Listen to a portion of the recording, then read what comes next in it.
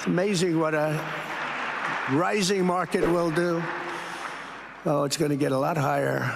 In fact, I told people 5 weeks ago, this is a great time to buy. I got criticized for that. Now they don't criticize me anymore. People should have listened. But it's going to go a lot higher. You see, we've never had anything like this happen. It's an explosion of investment and jobs, and great companies are coming in. Never seen anything like it. He really is a generational talent, isn't he? It's remarkable. His brain is soup, but all of his instincts make him a phenomenal politician. Like, with no higher cognitive abilities, he's still capable of just accidentally drifting into, like, just sort of meandering mentally through the weave, and he just hits on the exact behaviors to be the best possible politician for Republicans. Nobody else could do it like him. Nobody else in that party. Not Elon, not Miller, not DeSantis, none of them. It really is incredible. They lucked out with him. They really did.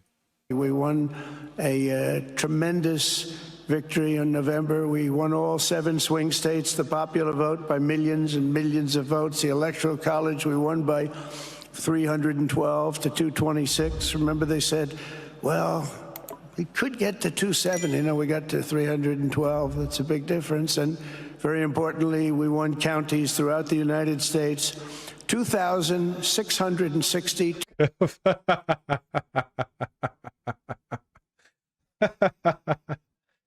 Bro, nobody cares. I mean, it doesn't matter, right? This is a business deal, and as a condition of the business deal, they have to pretend to be interested in what he's saying. So, you know, it's not... That's how it is. To 451. That's why when you look at a map, they're all red. It's all, the whole country is red. Red stands for Republican. From the moment on, and from the moment we started, we've seen wealth that just poured and is pouring back into... Bro, campaigning in Saudi Arabia. If this is another lesson that needs to be learned, you should always be campaigning. ABC. Genuinely. Like, if you're a president, your job isn't just to do things, it's to make the things you're doing popular. You have to be campaigning. Always be campaigning. Every speech, every visit, every interaction with the press, everything. You're always campaigning. For your current administration or for your future one. And take your place among the proudest, most prosperous, most successful nations anywhere in the world as leaders of a modern and rising Middle East. So exciting. So exciting. What does any of this have to do with the Middle East? It doesn't have to have anything to do with the Middle East. He's the president of the United States. He's the one with power. He can do whatever he wants. He can say whatever he wants. That's the point. That's the power that the American president has. We're not like other countries. Saudi Arabia will do or tolerate anything that Trump wants because he knows, or they know, he represents an enormous amount of money for their country. He has the power to give them. He's the deal maker. Right? It's an alignment of interest. He's campaigning right now.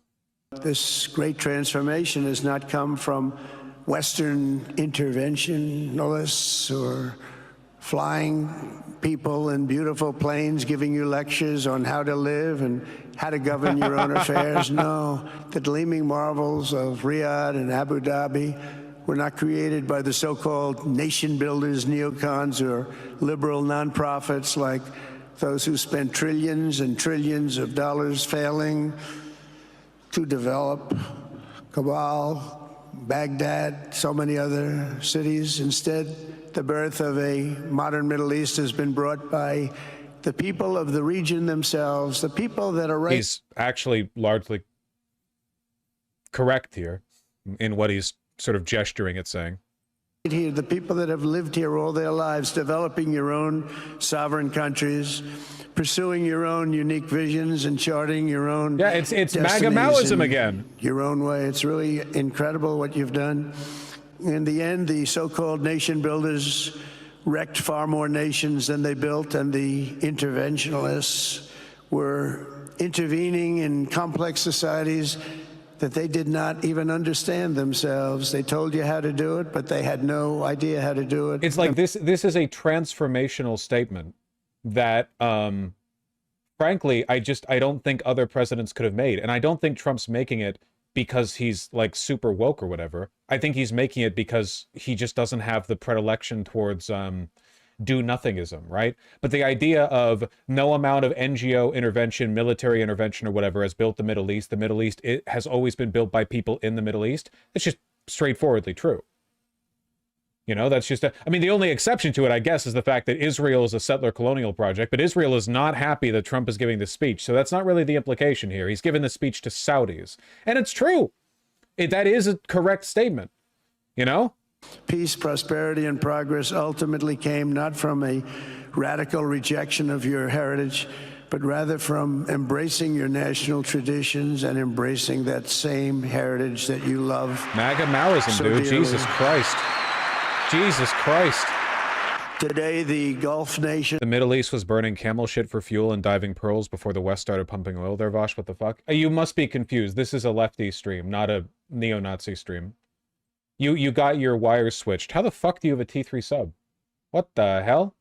It's when you come to a place... Wait, West didn't give them oil tech? You don't give races of people tech. What do you mean? This is the same argument as, like, all of the Americas, Africa, what is the implication of your statement? X civilization developed technology first, therefore the other is inferior? I don't understand what the implication of the statement is. The Islamic golden age was churning out innovation after innovation while Europeans lived in cow shit for centuries. I don't understand. Like, you have like an edge here sometimes, an edge there sometimes. If the Islamic world wanted to, you know, build a joint invasion of Europe at that time, they would have been like the Roman Empire. They would have been the fucking kings that straddled the world. That's how it is. Sometimes this part of the world's doing better, sometimes that part of the world's doing better. We say the West is like the peak of civilization. Sure, if you look at the past 200 years, look at China. How many hundreds of years of global civilization has China been like the undisputedly most developed, most cohesive, most capable of like being considered the capital of the planet civilization? Or we only start the clock at 1823? So all the previous points didn't count. Ridiculous. Yeah, we started drilling for oil in the Saudi peninsula, and then the Saudis nationalized the company and bribed the West into not invading to reclaim the property that they'd taken. And from that, Saudi Aramco ended up essentially becoming the focus point around which a nation was born. A nation which is still to this day basically an oil company with a fiefdom attached, but you know.